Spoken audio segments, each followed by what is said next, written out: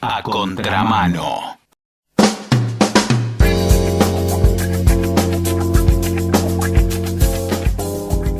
El tema de los alquileres nos resulta crítico, lo seguimos hace un tiempo largo, le perdimos un poquito de actualidad, sabemos que la ley de alquileres ha sido muy discutida y creemos que poco respetada, pero nos faltan detalles. Especial ocasión para hablar con alguien que los tiene y en cantidad. Ella es Magalí Cirulnikov, es licenciada en Administración Pública, cofundadora de la Comunidad Federal Inquilina y no propietaria, integrante del Observatorio del Derecho a la Ciudad. Ella nos va a contar, y a vos también, cuál es la actualidad de esta ley tan temida y tan controvertida. ¿Cómo te va, Magalí? Simón te saluda. ¿Qué tal? Muy buenas tardes. Me parece importante destacar el tema de la ley que durante 5 años se estuvo debatiendo en el Congreso de la Nación y que salió en un contexto muy particular, donde hacía unos meses, desde que se había iniciado la pandemia, recordemos esto, que en marzo de 2020, de la mano de la pandemia, se regularon muchas otras cuestiones en un contexto de emergencia sanitaria y también de emergencia económica, que la emergencia económica ya venía desde diciembre de 2019. O sea, ya era un doble contexto de emergencia para nuestro país. Uno era por el endeudamiento, que por eso había sido la emergencia económica en diciembre, y en marzo la emergencia sanitaria, suma a todo un marco específico de regulaciones, entre ellas 2 decretos, el decreto 320 en primer momento, que lo que vino a hacer es a proteger el derecho a la vivienda de la población inquilina en Argentina. Ese decreto lo que hizo era prorrogar los contratos porque no se podían hacer contratos nuevos y todo lo que implicaban las mudanzas en un contexto de riesgo sanitario muy importante, se suspendió, ¿no?, las mudanzas, entonces había prórroga de contratos.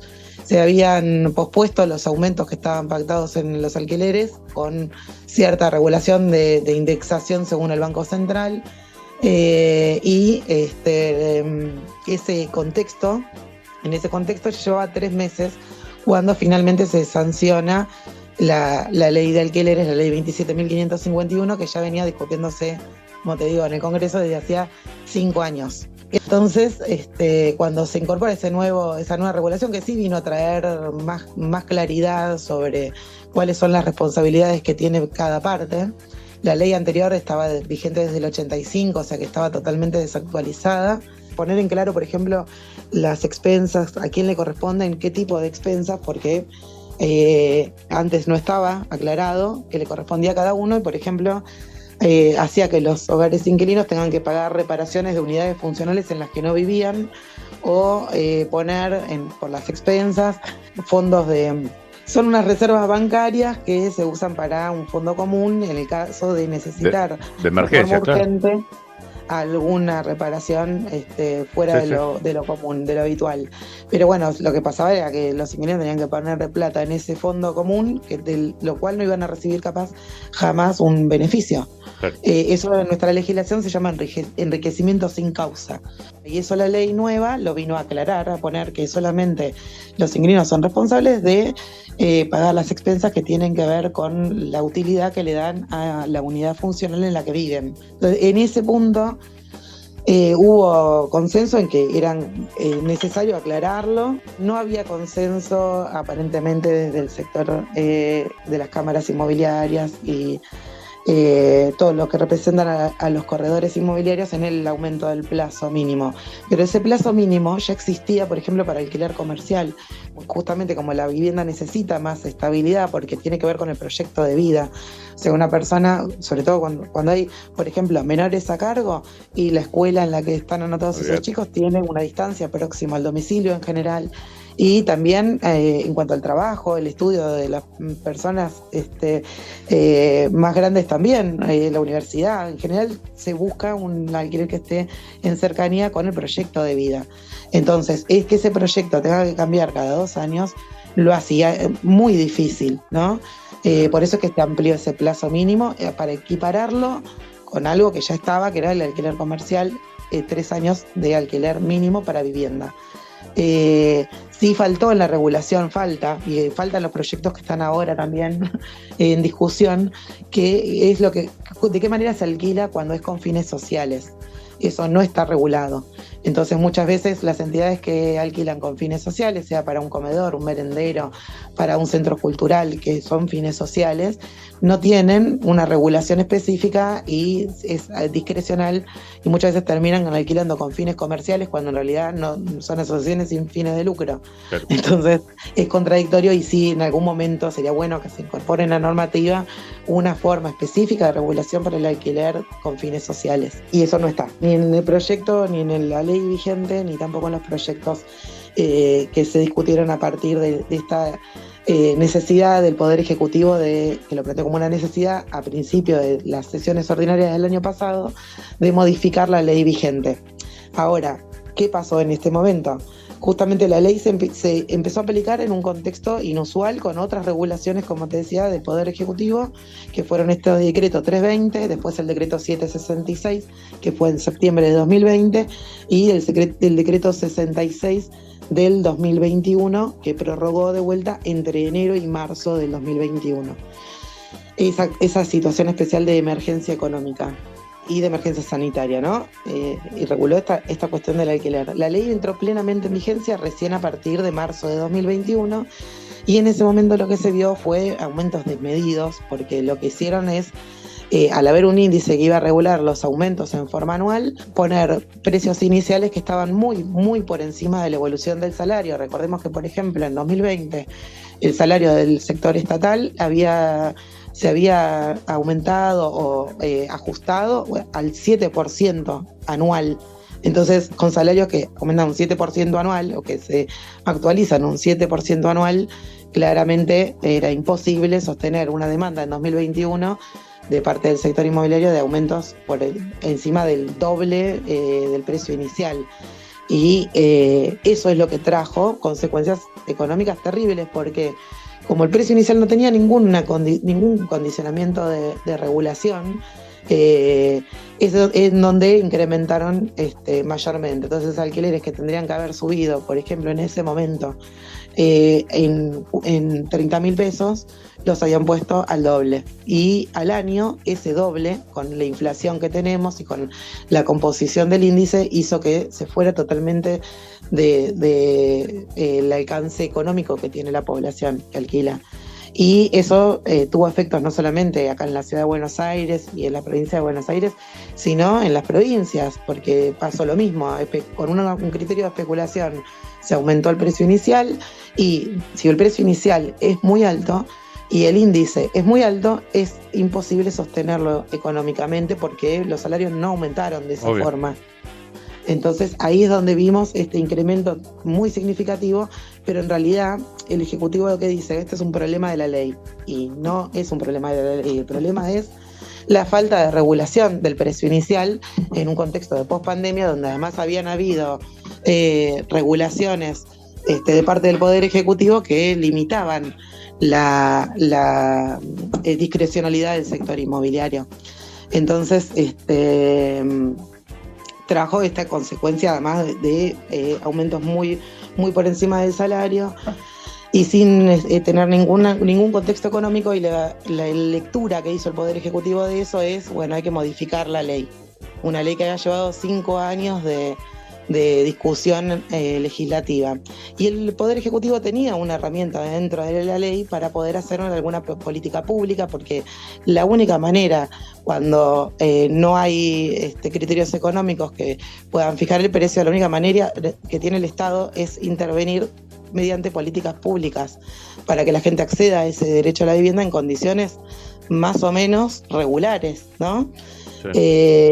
Y el título 3 de la ley 27.551 incorpora un programa nacional de alquiler social que el Poder Ejecutivo no implementó, donde lo que hace es atender a los sectores más vulnerables, como son las personas jubiladas, las personas víctimas de violencia de género, pero también ese programa incluye medidas de políticas públicas para los pequeños propietarios que tienen a veces una propiedad, no sé, tienen 2 propiedades, tienen una propiedad heredada que no está en condiciones habitables y la tienen que poder reparar para ponerla en condiciones habitables. Entonces ese programa trae entre otras medidas para ese sector, para todos los sectores que son más vulnerables económicamente, y obviamente el Estado tiene que contribuir para poder disminuir la brecha habitacional que tienen las personas que alquilan respecto de las que no. ¿Lo hizo? No lo hizo. El principal, por eso te decía que el principal incumplidor de la ley fue el Poder Ejecutivo, que no implementó el único programa que tenía que implementar, que estaba en la ley. Esto no es porque sí, esto viene desde antes, porque en el 85 también, la ley del 85 tenía incluido un programa de alquiler social que en ese momento en el gobierno de Alfonsín, con la hiperinflación y qué sé yo, no lo hicieron, no lo implementaron. Y después los sucesivos gobiernos que vinieron después del gobierno de Alfonsín tampoco implementaron ese programa. Entonces este gobierno pensó, bueno, tampoco, no lo cumplo y no va a pasar nada, porque no tuvieron en cuenta, entre otras cuestiones, que en el gobierno de Alfonsín, con la hiperinflación y sin regulación de los alquileres, a qué consecuencia crítica llevó, ¿no? Claro. Y que de hecho ese mismo signo político no fuera electo por otros 10 años. O sea, las consecuencias no las tuvieron en cuenta, que pasó por no implementar un programa de alquiler social. Y este gobierno tampoco, no lo implementó, pidió cambiar la ley cuando no la había cumplido. Y habíamos estado discutiendo el año pasado, ya en 2022, fuimos convocadas desde la Comunidad Federal, como también desde otras agrupaciones de inquilinos e inquilinas, a una mesa de discusión o de diálogo con el sector inmobiliario. También estaba presente la Cámara de la Construcción y esta reunión se hizo en la Secretaría de Comercio. Que ya de por sí eso era un problema, porque entender que la vivienda es un comercio, en vez de entender que la vivienda es un derecho, también tiene que ver con de qué manera se resuelve el problema, porque Obvio. De una manera van a buscar soluciones dentro del mercado y de la otra manera, o sea, si hubiera sido la reunión donde debería haber sido, en el Ministerio de Hábitat, lo podríamos haber discutido de una perspectiva de derecho, pero no fue el caso. Y estábamos debatiendo justamente la necesidad de la incorporación del programa de alquiler social, y asociaciones de propietarios, por ejemplo, estaban de acuerdo en que lo que faltaba era eso, pero la Cámara Inmobiliaria planteaba otra cosa, la disminución del plazo, a lo cual nosotros dijimos que no era, la disminución del plazo no es algo negociable, porque es en contra de los derechos humanos, de los tratados internacionales, del régimen de seguridad de la tenencia, del proyecto de vida que tienen las familias que alquilan.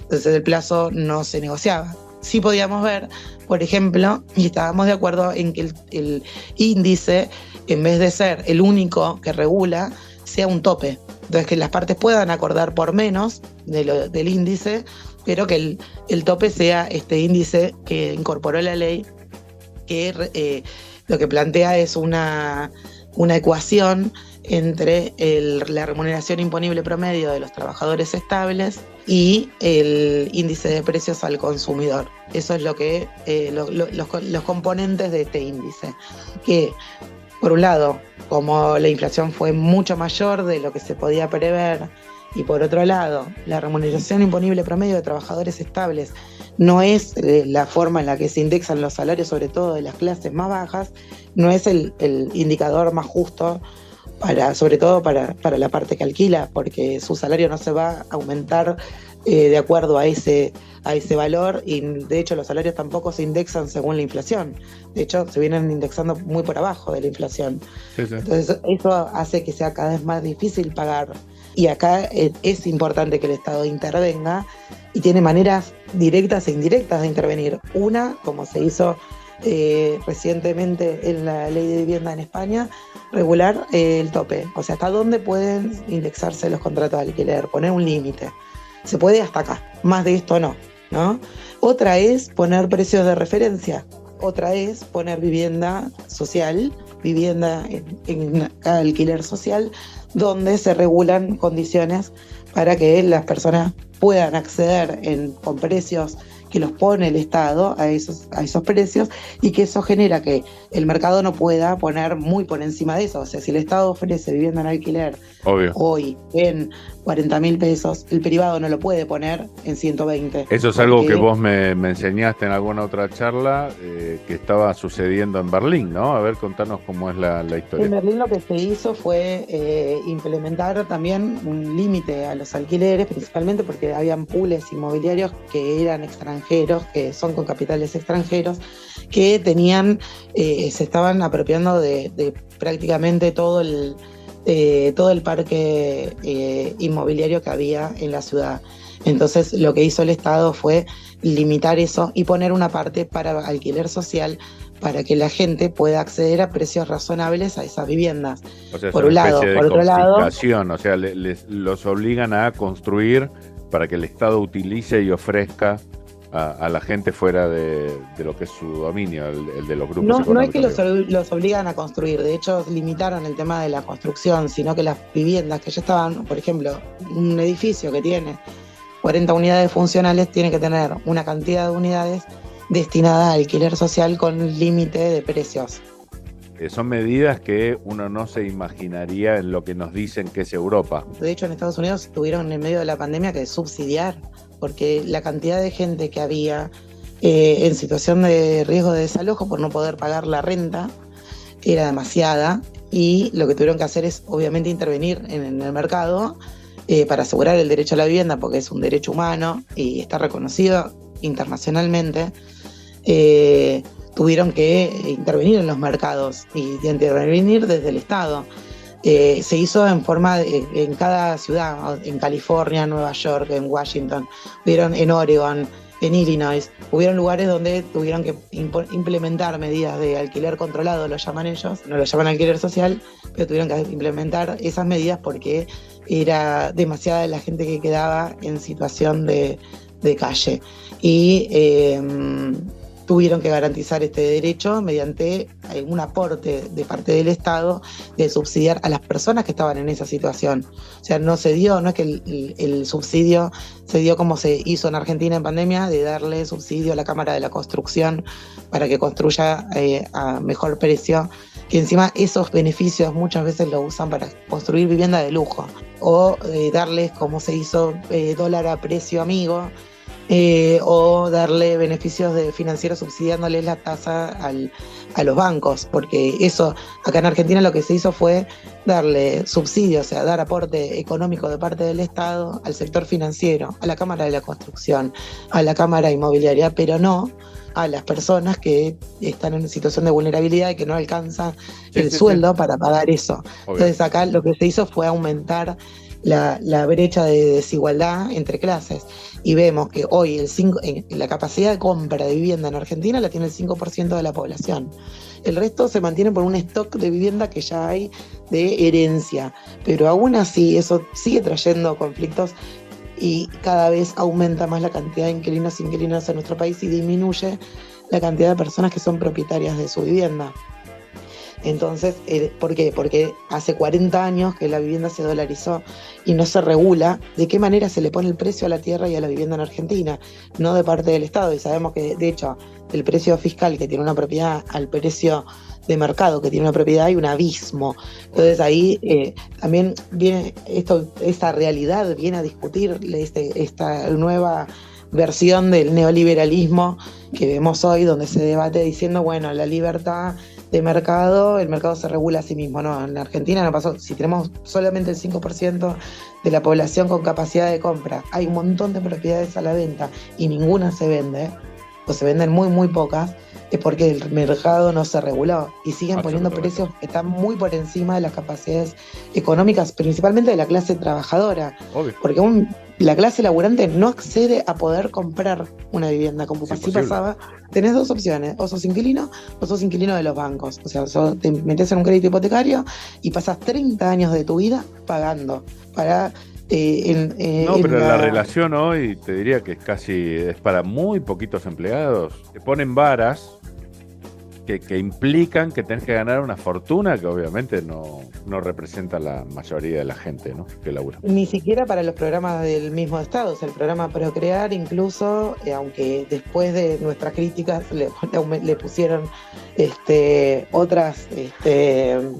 otros requisitos. Estás alquilando y te piden poner el 20% del valor inicial de una propiedad, ponerlo en efectivo para después darte crédito, y vos estás pagando el alquiler y estás cobrando un sueldo que está devaluado hoy en más de la mitad de lo que era hace 7, 8 años atrás. Claro. En dólares, a moneda internacional, los salarios están hoy en la mitad de lo que estaban hace. Y encima 7 años. ahora el precio de las propiedades está bajando un poco, pero estaba dolarizado, así que ya ahí expresaste un cuello de botella a morir. Y dólares que no adquirís, porque encima una persona que está alquilando, que tiene un subsidio por electricidad, no puede comprar dólares.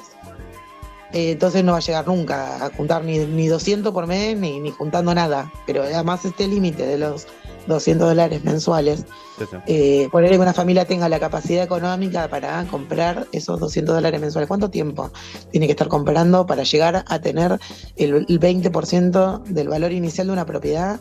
Es imposible, no llega nunca. Entonces termina siendo condenada a alquilar de por vida. Y sin que hayan justamente medidas de parte del Estado para regular este precio.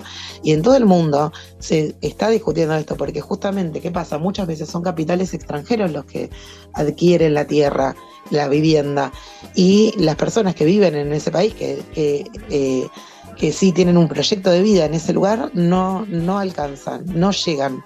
Y eso también ocurre acá en la ciudad de Buenos Aires, donde tenemos 400.000 viviendas ociosas, una población estable de 3 millones de habitantes desde hace 40 años, cada vez más construcción, incluso construcción ganada, con terrenos ganados al río, donde se hizo rellenos para construir vivienda, y nadie que pueda acceder a esa vivienda. Esas viviendas están vacías, son viviendas de lujo. En algunos países de Europa hay mecanismos por los cuales hay fuerzan... impuestos a la vivienda ociosa, porque hay multas por tener vivienda ociosa.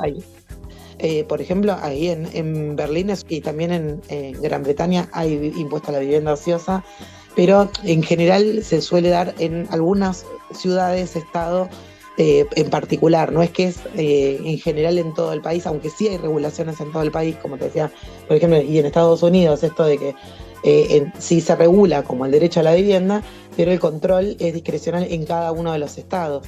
O sea, por eso en Illinois, en California, en Nueva York, en Washington, sí hay una regulación, pero en general la regulación se da a nivel local, porque hay ciudades que tienen mucho más índice de inquilinización que otras. De hecho, esas son las ciudades donde justamente el Estado tiene que intervenir sí o sí, pues no hay otra opción para que la gente pueda seguir viviendo. Y acá en Argentina lo vemos en las ciudades turísticas, que el alquiler para residentes en forma permanente, que no está regulado, termina quedando muchas veces la gente en situación de calle o viviendo. Nosotros vimos, por ejemplo, durante la pandemia, y te voy a decir porque fue realmente choqueante para mí, una familia que era una mamá con 2 menores a cargo, uno de 3 y uno de 5 años, viviendo en Ushuaia, en Tierra del Fuego, en uno de los territorios más fríos de nuestro país en medio de la pandemia, quedando desalojada porque no podía seguir alquilando, porque le querían alquilar a precio turista. Y también se da esta situación que hay locadores que ponen la vivienda, que quieren la chancha y los 20, como se dice en criollo, quieren alquilar la propiedad durante todo el año, de marzo a diciembre, por ejemplo, lo quieren alquilar como si fuera alquiler permanente, y en la época de verano la quieren alquilar para turismo. Entonces, y eso es incompatible. ¿Por qué? Porque si lo que quieren es un cuidador, lo que tienen que hacer es existe el estatuto del casero, y tienen que pagarle un casero, y le tienen que pagar un sueldo, no pedirle que les pague un alquiler. O sea, tener un casero al que les tenga que pagar, y no tiene por qué pagar servicios, porque justamente es un trabajo. Entonces acá se viene tergiversando cuál es ese rol, y quieren tener inquilinos que les cuiden la propiedad, que la mantengan en condiciones, que trabajen para mantener esa propiedad, que trabajen de caseros, y en la época que lo quieren poner en alquiler turístico, ponerlo también con mayores precios para el turismo. No se puede, el alquiler de vivienda necesita justamente esta cuestión de la estabilidad habitacional. Sí, Y los la residentes intervención del permanentes Estado. los residentes permanentes en lugares turísticos necesitan que haya oferta. Y vemos muchas veces que no la hay, ¿no? Que no hay oferta, o que la oferta es ilegal. Con esto, por ejemplo, condiciones que son fuera total de la regulación del alquiler de vivienda. Y lo que hacen es un fraude de ley muchas veces, sobre todo en lugares turísticos, donde incorporan otras figuras jurídicas para esconder el alquiler, como por ejemplo el comodato, o poner que son alquileres turísticos pero que se dan por más de 3 meses a una misma familia. Entonces ¿Vos lo que sabés están haciendo la plaza de propietarios cuán concentrada está? No, sabemos que en la ciudad de Buenos Aires sí hay una alta concentración en algunos lugares, y en la provincia de Buenos Aires también. No tenemos el índice exacto porque tampoco en la forma de registro que se incorporó tampoco lo permite. La forma de registro ante la AFIP no permite saber exactamente cuántos son. El año pasado habían dicho que en un año, en todo el año 2021, se habían registrado 160.000 contratos. Y si se registraron 160.000 contratos, habiendo 35.000 corredores inmobiliarios en todo el país, quiere decir que cada uno registró 5 en un año, y no pueden mentirnos que solamente firmaron 5 contratos en un año cada corredor. Sí, bueno, el nivel de informalidad del mercado inmobiliario es impresionante. Alguna vez nos han tirado cifras y es escalofriantes, como no te invento, pero no el rango. Un 5% formalizado, un 10%, que vos decís... Bueno, ahí pucha. lo que hace falta justamente es un Estado presente que aplique multas cuando pasa esto, además de asesorar de forma legal. Pero hoy en día la regulación hace que los propios colegios de corredores sean a los cuales se denuncia la ilegalidad de los contratos. Entonces no pasa nada. ¿Por qué? Porque es el mismo colegio. Entonces tiene una reacción corporativa donde no van a tener muchas veces sanciones. Entonces el que tiene que sancionar en realidad la mala praxis inmobiliaria, porque es mala praxis cuando justamente incorporan cláusulas abusivas o ponen cosas que están fuera de la ley. En este momento, por ejemplo, los que están firmando contratos por 2 años, que lo que hacen es dar un contrato que está fuera de la ley, pues la ley plantea plazo mínimo es de 3, o que ponen ahora aumentos semestrales. Esos contratos son pasibles de ser controvertidos porque están fuera del orden jurídico, son fraudes de ley. Yo tuve el año pasado, creo que fui a un programa de televisión, al programa GPS con Rolando Graña, y había estado el presidente del Colegio Público de Abogados de Capital Federal, Eduardo Aguad, y en ese programa Eduardo planteó justamente que ellos estaban haciendo esto, de poner contratos por 2 años con aumento semestral, aunque la ley dice otra cosa. Entonces yo le planteé en ese momento y en ese contexto que eso que estaba haciendo es un fraude de ley. Eso que asumió públicamente es un fraude de ley, y sí merece una sanción jurídica, porque no pueden promover contratos que están fuera del orden público. Bueno, Armando Pepe también, hablando de confesiones televisivas, había hecho una muy buena hace muchos años también, en la que decía que infringía la ley, ¿no? Claro, ellos justamente, y lo que pasa a partir de este incumplimiento de la ley, en vez de recibir sanciones de parte del Estado por no cumplir con una ley que está vigente, lo que terminan es sentados, como pasó la semana pasada, el 25 de abril, que estaba Benazar y Lincone, que son de la Cámara Inmobiliaria, sentados con el secretario legal Casal del Ministerio de Economía, que fueron a debatir, a hablar sobre este tema. Ahora, hicieron una reunión entre 3 personas, 2 que son referentes de la Cámara Inmobiliaria, uno que tiene inmobiliarias en todo el país, que es Benazar, y sin que esté la parte de las asociaciones de inquilinos, por ejemplo, de por medio. Entonces el poder del Estado se sienta con una sola parte, que es la parte que no cumple con la ley, y en vez de darle un castigo por el incumplimiento, ponerles alguna penalidad o alguna multa, lo que hacen es, bueno, adaptemos las leyes a lo que vos querés. Y obvio. Entonces, sí, después este problema que hoy tenemos los inquilinos y las inquilinas en todo el país, tiene que ver con esto, de qué manera, quiénes son los que discuten las leyes, quiénes son los que nos garantizan un marco jurídico, y el Estado, que es el que tiene la competencia de garantizarnos ese Estado de Derecho, no lo hace. Entonces tenemos que encontrar también mecanismos como sociedad de poder juntarnos. Por eso nosotras somos la Comunidad Federal, es un espacio de articulación con organizaciones sociales y también sindicales de diferentes puntos del país. Por ejemplo, está el Sindicato de Inquilinos Trabajadores de Chubut, que depende de la City Autónoma, es una de las asociaciones de las organizaciones que integra la comunidad. Otra es la Fundación Amadeo Capital Humano en Chaco, y integra también esta Comunidad Federal.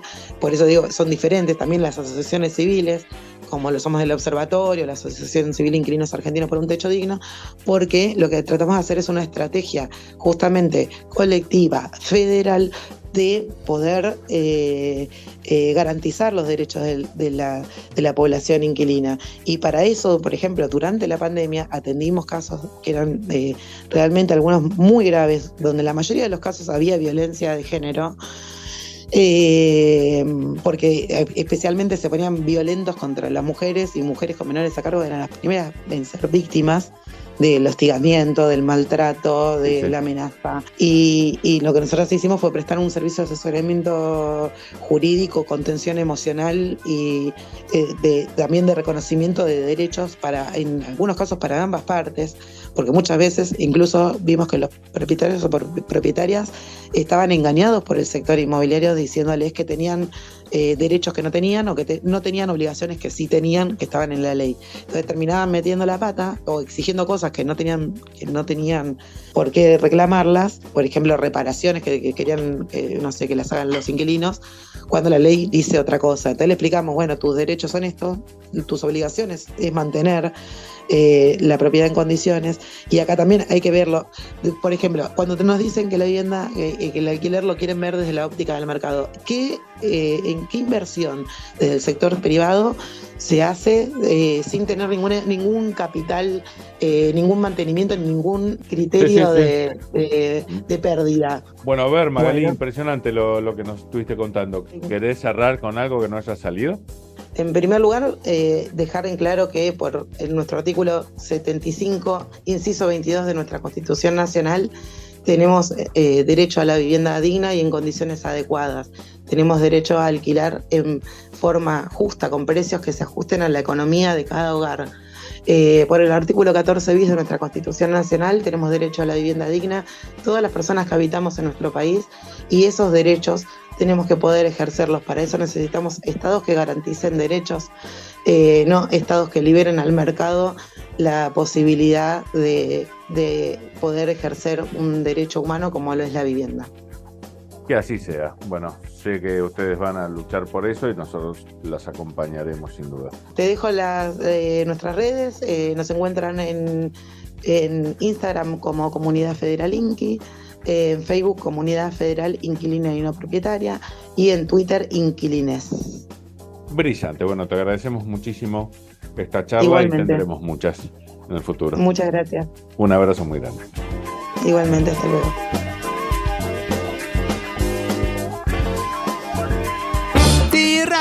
Rápido. ¿Cuánto es 2 más 2? 5. ¡Ay, Dios! ¿Cómo 5? ¿Qué preferís? ¿Velocidad o precisión?